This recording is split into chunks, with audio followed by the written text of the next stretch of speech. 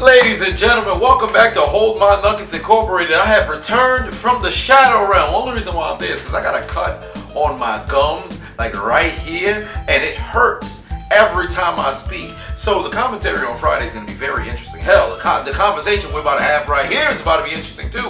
It hurt this morning like hell. Now it's hurting even more at this point. I don't know what to do to heal it.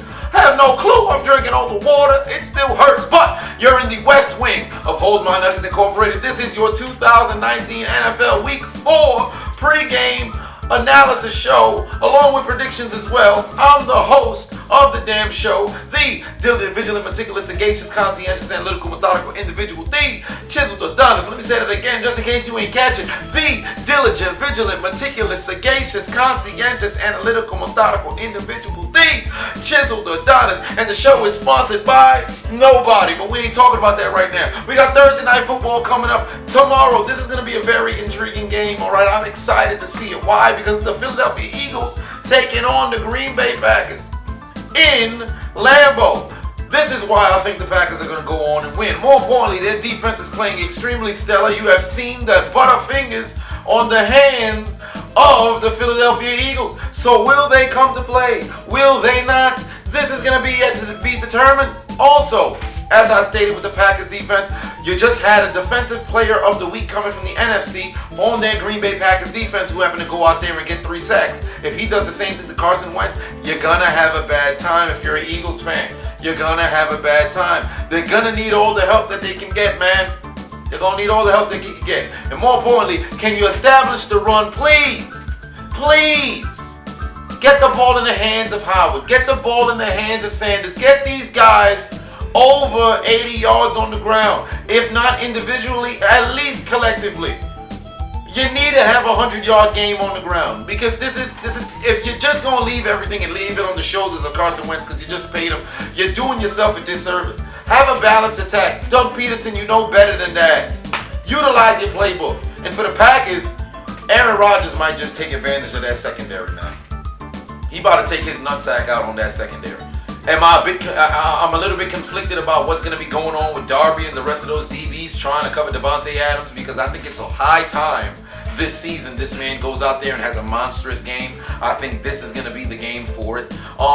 Scantling always has a big ball down the field, so I expect to see that at one point. But if not him, Adams about to get the fork, get the spoon, put it in a plate, and eat up that Eagles secondary. I'm picking the Packers to win this game, but I think it's actually going to be close. I think the Eagles going to put up a fight, but ultimately the Packers going to run away with it. So I'm rolling with the Pack to win this game. Next, we're moving to Sunday. On top of that, I feel as if this has to be pointed out. They've got two teams on a bye week, all right? The 49ers, they're on a bye. The Jets, they're on a bye. So if you're a 49ers fan, you're a Jets fan, you're a casual football fan, you have no one, you're wondering as to why you ain't hear these teams. They ain't playing this week.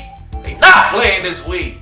All right, but Texans pardon me, the Titans taking on the Falcons in Atlanta. I'm going with the Falcons to win this game. When they play at home, they're a much better football team. Now, you saw the Titans defense completely murder Baker Mayfield and those Browns on that O-line struggles. All right, now the Falcons O-line, they ain't no better. So if the Titans have their front four come to play, this could possibly swing the game.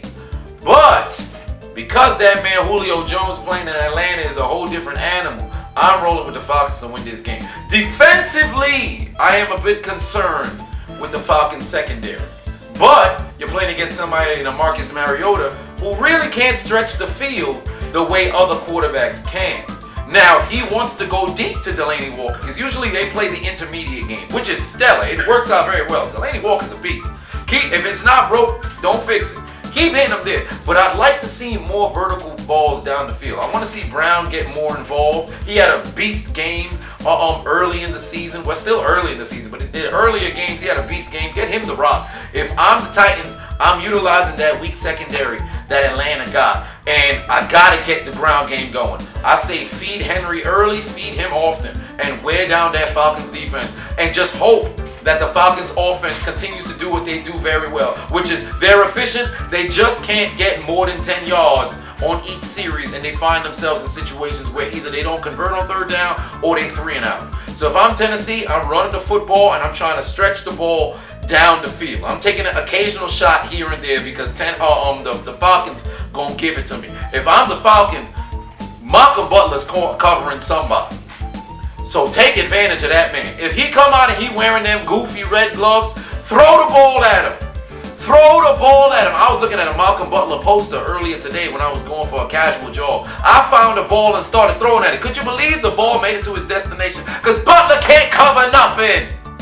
Throw at Malcolm Butler. Every time he lines up against Julio, he gonna treat, Butler the same way he did in that last time they met each other when Butler was on New England. He gonna moss him, put his nutsack on his shoulder pad. Outside of that, I'm rolling with the Falcons to win this game. Browns taking on the Ravens. This is always a very good game. AFC North divisional game, all right? First time that any team in the AFC North about to play against their counterpart. I would love to say the Ravens gonna win this game, because initially I was going to roll with the Ravens to win this game. But damn it, it's something about the Browns versus Ravens that just gets the Browns up and ready. And let me point something out to you. The two games in which the Browns lost, to the Titans, to the Rams, it was technically their own fault as to why they lost. This game against Baltimore, I think they fixed those issues. I'm going upset alert. I'm bruising the Browns. I said bruising. I'm choosing the Browns to win this game. Why? I know. Ravens defense, I've been raving about them all season long. Why would you choose that against an offense that's underperformed? Because big-time players make big-time plays in big-time games, and that's Odell Beckham, Jarvis Landry. I think those two are going to get it done on the ground. I don't expect to see too much from Nick Chubb. But through the air, I expect this man to have at least 76 yards receiving. I think he's going to have a big screen play. I think Odell Beckham gets into the end zone maybe twice this particular game. I think Jarvis gets into the end zone twice. I think in this game, both teams going to be in the 30s, man. I think it's going to be a shootout between Lamar and Baker. Baker is hearing all this talk in his ear, so all that bravado naturally going to want him to come out and perform. And Lamar Jackson underperformed last week against the Chiefs, so they're going to start to say, whoa, those first two games might have just been a fluke now.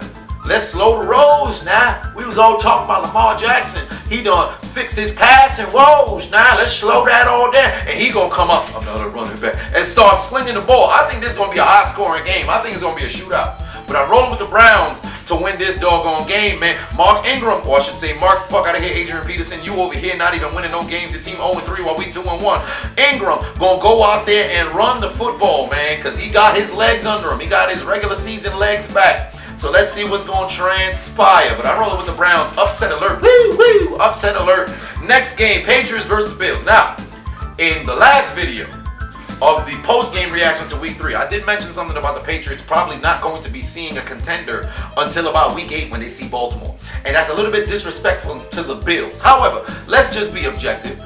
The Bills been to the playoffs one time since 1999, and that being 2 years ago, okay? The Bills coming into the season by no means was a contender outside of fans in Buffalo. Now, as I said earlier, the Bills, their defense is always serious. Their offense is what my concern was. This is their real test, all right?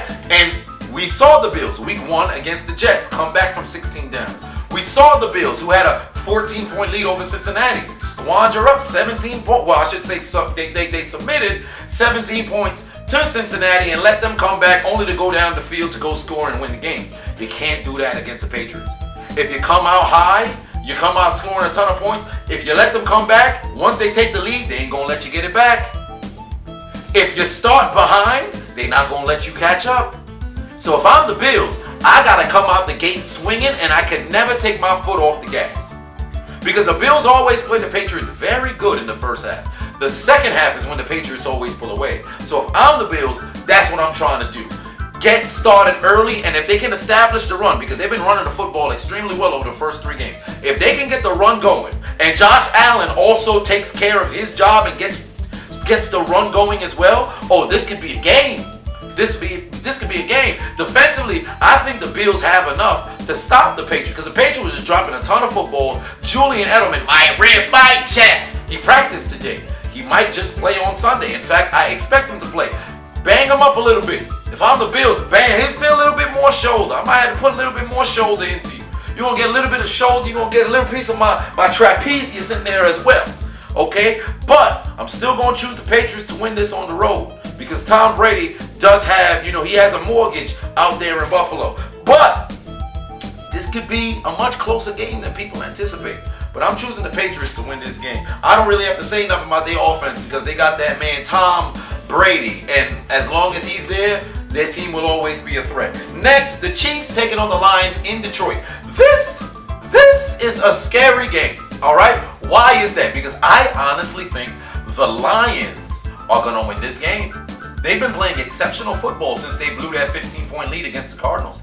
They've been playing very good football. I think Matthew Stafford is going to have probably his best season to date this season, the way he's playing. They just got some confidence over there, man. More importantly, I think they're about to run the ball effectively, too. I think Kerryon Johnson might just have another 100-yard game. I don't know what it is. The Chiefs in their first quarter woes, I think this particular game, if they don't score in the first quarter, I don't think they're going to have that high-powered second quarter again. Now, it's not because, you're going to Detroit when you walk in Ford Field. It's a hostile environment. They got Model Ts at the door. We're not going to be able to stop. No, that's not the case. But there's just something about this Detroit Lions team, man. Coming into this game, they look like they got their swagger. I'd love to say they got their swagger back, but when did Detroit ever have swagger? So, I don't know. I feel very comfortable about this Lions team, man. I'm going, upset alert. Got the Lions win this game. But Patrick Mahomes going to do his thing. Why? Because it's free real estate. He going to sling the ball. I think Travis Kelce going to have his best game of the season, but everybody else around him going to struggle. I don't know what it is, man. I don't know what it is. Every single time, this whole time, I was sitting over here thinking like, this game, I'm going to roll with the Chiefs. In my mind, it kept saying, choose the Lions, choose the Lions, choose the Lions. I'm going with my mind, man. I may be wrong. But as Charles Barkley said, I doubt it. Next, we got the Panthers taking on the Texans in Houston. Kyle Allen starting his second game against Deshaun Watson. The key to this game is the Panthers defense. If they can go out there and get pressure on Deshaun Watson, they can keep themselves in the game. But if their D-line does not get going, if they don't get to him more than 2 times, the Texans going to win this game. You saw this last week against the Chargers. The Chargers had no business losing against the Texans. But their failure to get to Deshaun Watson ultimately cost them. So if I'm the Panthers, my D-line, my linebackers, I got to be able to stop Deshaun Watson. Key to that defense going to be Luke Kuechly. He needs to pick off Deshaun Watson if they want to win. He got to make the right read. It's on him. This whole game on him. Forget the offense. This game on him. But we can't forget the offense because Christian McCaffrey and them boys got to come out to play. Kyle Allen got to protect the football. You can't go out there and turn the football over. And let's not forget something. 2 weeks ago, Thursday Night Football, what transpired with the Bucs taking on the Panthers? We saw the left tackle, who was supposed to be blocking for Cam Newton, get his ass destroyed. Who is coming to town? Although J.J. Watt plays on the right, he likes to rotate from time to time. So, if you see J.J. Watt go against the left tackle, business is about to pick up. That's all I got to say. So, name of this game going to be Luke Kuechly and both O-lines. That's all it is. That's all it is. But I'm choosing the Texans to win this game at home. Raiders taking on the Colts. Choosing the Colts, man. I like the way that Jacoby Brissett is playing. It's really intriguing to me how he's playing. A lot of poise, a lot of confidence. Getting rid of the football at right times. He's not getting sacked. All right, that O-line is still playing. It showed last year was not a fluke. T.Y. Hilton's a little bit banged up. I don't know if he's playing or not. Not sure if he's playing or not. It is a Wednesday. We'll see in the coming days. But I don't think that's necessarily going to be a factor against this Raiders team. Derek Carr's playing better football. But is it going to be enough? Is it going to be enough? I don't think so. More importantly, I think Marlon Mack going to have a day, man. I don't know what it is. I just feel it in my soul. Return of the Mack going to be playing all afternoon long. He's going to run to the end zone. I think he might just have 3 touchdowns on the day. Maybe 1 through the air, 2 on the ground, or 2 through the air, 1 on the ground. Whatever the case is, it's going to be the Marlon Mack show. Jacoby Brissett might not have to throw no touchdown. It's going to be all Marlon Mack.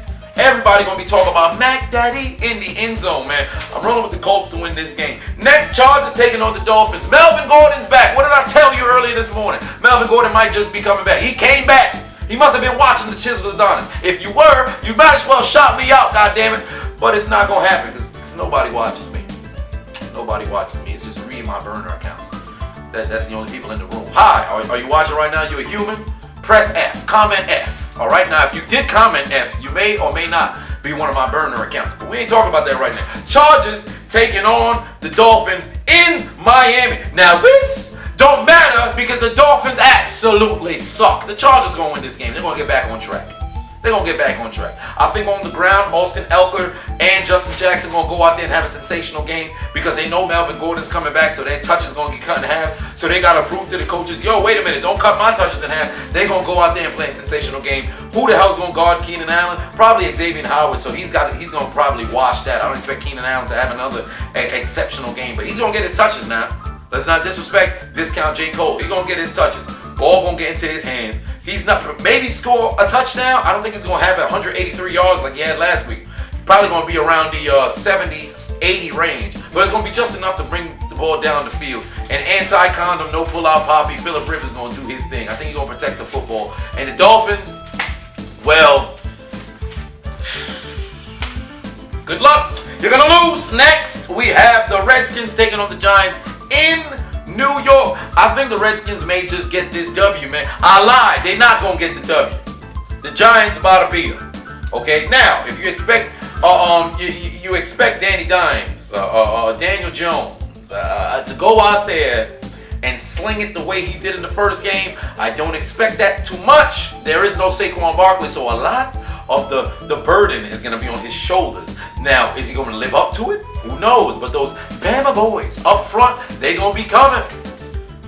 If I'm Daniel Jones, I would keep an eye on 24 and throw it at Josh Norman all game. Keep throwing it at him all game. The man is buffoon. So aim the football in his way, whether it's Sterling Shepard, whether you're lining up Evan Ingram on outside. Target that man. Throw at that man. He can't cover a king-size bed with any kind of sheet. All right, I said the joke wrong. I said he couldn't cover a tween-size bed with a king-size comfort. But nonetheless, we all know Josh Norman, he does what? He absolutely sucks. Call him fellatio on a Saturday night. But I'm rolling with the Giants to win this game. But if we do see Haskins, who knows? He might just go out there and pull a Daniel Jones, take his team back from whatever deficit they had. But I'm rolling with the Giants to win this game. Next, the Seahawks traveling to Arizona to take on the Cardinals. I'm going upset alert. Woo-woo! The Cardinals finally get their first win of the season.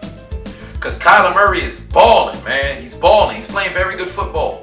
He didn't really play too well of football in the second half last game against the Panthers, but there's just something about this kid, man. I think he's going to be able to lead them to victory, and I think Larry Fitzgerald, who continually catches balls or finds his way into the end zone, he's going to have himself a game. He's going to have himself a game, and I think David Johnson gets out of his funk, man. He gets out of his funk. He gets over 100 all-purpose yards, maybe even over 120 all-purpose yards. The Seahawks, they got to get that ground game going. You would assume it would get going against the Cardinals. I don't know, man. I don't know. Russell Wilson going to do his thing, but I don't think it's going to be enough. Seahawks on the road is different than the Seahawks at home. Now, granted, they beat my Steelers on the road, but I don't know, man. Something about the Cardinals got the woo-woo upset alert going. I'm rolling with the Cardinals to win this game. Next, the Bucs taking on the Rams in Los Angeles, choosing the Rams to win this game. But I expect to see Jameis Winston play good football. Here's my only issue. The front line, the O-line, had better come to play for Tampa. Because if they don't, Aaron Donald about to have a 5-sack game. Dante Fowler might have a 3-sack game. I don't know who's going to have more sacks. All I know is somebody fixing to have a 3-sack game. It could even be Clay Matthews. It don't matter who it is. If Jameis is under duress all game, that man going to become pick six poppy. He going to throw one to Aqib Talib, and Talib is going to get his 11th pick six of his career. I'm calling it. The O-line has to protect. If the O-line protects, Jameis Winston about to have everybody's eyebrows go through their hairline. If they do not protect, he going to be out there and everybody going to be doing the Dennis Green challenge because they're going to say, he is who we thought he was. Literally. That's all it comes down to. The O-line, if the O-line gives this man time, I guarantee you he will shock people. He will shock people and play extremely good football. They're still going to lose, but he's going to play magnificent football. They don't block. Going to be a lot of necrophilia in Los Angeles, I'll tell you that much. And I think Todd Gurley gets things going. I think he gets things going. I think this is going to probably be his first 100-yard game of the season against this Tampa front. I think that's going to transpire. I got the Rams winning. I'm telling you right now, that O-line don't block. Get your popcorn ready. Get your popcorn ready. They're going to be maybe 3 defensive touchdowns. Next, Vikings taking on the Bears in Chicago in Club Dub. This game's going to be interesting. It's going to be very interesting because I want to see how Mitch Trubisky plays against this Vikings defense. Not that they're as good as they were in past years, but I'm curious to see if he's able to connect down the field. Now, we saw this past game against the Redskins. He was murdering that defense, but majority of it came in the second quarter with Taylor Gabriel. Then outside of that, all he had to do was just put his team in field goal range. You scored all them points off turnovers. I mean, if the Vikings take care of the football and Kirk family member Cousins doesn't give the ball to the Bears, the Vikings should be in business. But I don't expect Dalvin Cook to be able to get over 100 yards like he usually does against this Bears front. They shut down that run quick because there's going to be no run game. And now you got Mitch, pardon me, you got Kirk family member Cousins having to throw the ball against that Bears secondary, who I overlooked. Because remember when I talked about the Patriots and the Ravens being the two top secondaries in the league? Pardon me, because I completely overlooked the Bears. All right? Now, I had the Bears in the top 5, but I completely forgot they had Clinton Dix back there. All right? They got Kyle Fuller, all-pro, back there. They got Eddie Jackson back there, all-pro. These guys can ball. Don't forget about Prince Amukamara. I was a virgin until I was in the NFL, too. They can ball, man. So, Kirk Cousins, here's your chance. You got an elite defense. You on the road. The run game probably not going to work. You got to get it going. Adam Thielen, Stephon, TM, 28 Diggs, you better get up for this game. You better get up for this game. But I think Club Dub about to have the return to Mac playing. Everybody going to be dancing because the Bears going to get a W. I'm choosing the Bears to win this game at home. Jags taking on the Broncos in Denver. In Denver. We got a team with 1 win. We got a team with no wins. God damn. The Broncos at home. This game is tough to pick. Wow. Because that Broncos O-line is very weird, man. That Jags defense ate against Tennessee this past Thursday night. This is a tough game. Wow. It can really go either way. I wish I could say I have a distinct, favorite. Wow. Okay, let's talk Broncos defense. You always have got Chris Harris on the outside, but then again, the Jags don't really have anybody who's scary on the outside to worry about at receiver. Then you got to get your run game going with Leonard Fournette. Although he's underperformed pretty much the last 2 seasons. I understand he was hurt last year, but this year, come on, man, get your head out your buttocks. All right, he had that 1 run last game. Outside of that, he was in negative yardage. So he's got to get going. But I don't think that's going to happen against this Broncos defense. You got to get Phillip Lindsay going. But the run game may not work against this Jags defense. So really, it's on Minshew versus Flacco. That's what it's about to be. It's a quarterback duel. I think this is going to be a low-scoring game. The Broncos are at home. They're due for a win. They haven't got one yet. Boy, this is tough to pick because both these teams are bad. Wow. I'm going to throw one into the air, and we're going with the Broncos at home. Going to choose the Broncos to win. It really could go either way. This is going to be one of the games that nobody's watching outside of people in Denver and people in Jacksonville. Next, the Cowboys taking on the Saints. Woo! Big time game. I was extremely impressed from what I saw from New Orleans. Without Drew Brees, playing in a hostile territory in Seattle, and Teddy Bridgewater did his thing. Alvin Shinsuke Nakamura did his thing. Now you got the Cowboys coming to town. Cowboys right now are playing like the best team in the NFC. No disrespect to the Packers, but the Cowboys out here, they balling. But this is their first real test. Unfortunately, you don't got the right quarterback to go against. But Cowboys on the road, I think they're going to win this game, man. I think the Cowboys going to go to 4-0, man. I think they're going to go to 4-0. The run game with Zeke, I don't think he's going to be able to get over 100. It's going to be the same story as last year's game. Just get over 130 yards all purpose. 76 yards on the ground. Just set up third and manageable. Dak can dink and dak his way down the field, and you'll get yourself into the end zone. If the Cowboys get into the red zone, they're going to score. I think they're going to find a way to score. Marshawn Lattimore got to get his head out of his gluteal cleft. He got to start covering. He's got to start covering. Because Amari Cooper in the red zone this season has been lethal. Lethal. And I think the ball's going to find its way into his hand. Blake Jarwin might have a couple of catches. Jason Witten, he might have a couple of catches too. I don't know what the deal is, man, but I think the Cowboys are going to go win this game. Defensively, I like their front seven. When they hit you, you go straight down. There's no missed tackle. So Alvin Shinsuke Nakamura better go out there and make people miss. Because it's on him. As I said, if you're Sean Payton, you rely on that beast who got dreadlocks behind you. If you're Teddy Bridgewater, you rely on that beast who got dreadlocks behind you. Get the ball in his hand early, get the ball in his hand often. Last game, we saw him have more receiving yards than yards on the ground. Keep it that way.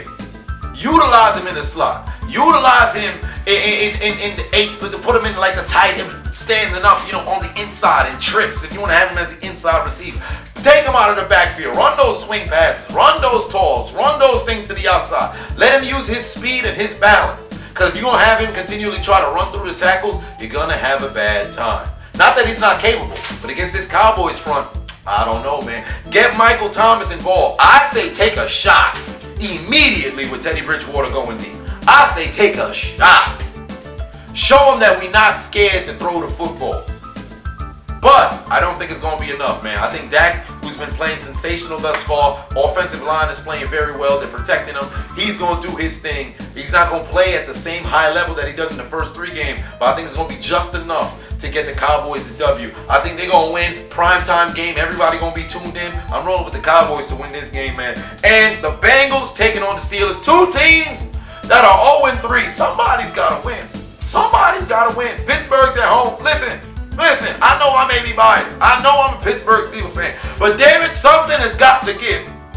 Somebody got to play football, man. Mason Rudolph, I don't know if he's going to take shots down the field or not. All I know is Drake Kirkpatrick is coming to town. He can't tackle a soul. This man gets beat. And when you try to stiff arm him, you dribble him like a basketball. All I'm saying is somebody got to play football. James Conner has great games against the Bengals. I would love to see you get off the bus this game. Juju Smith-Schuster, find a way to get into the end zone and have over 100 yards. Okay? The Steelers defense, by God, can you bend and not break? Can you bend and not break? Be a contortionist, okay? Don't be a number 2 pencil. Go out there, bend but not break. For the Bengals, Joe Mixon got to get going on the ground. He's got to get going on the ground. It's long overdue. Man got to get going. Andy Dalton's playing all right football, but you can't turn the football over. Because when Andy Dalton starts turning the football over, everything goes bad. They need some elite play from their receivers. They need it. Defensively, they need to get a turnover.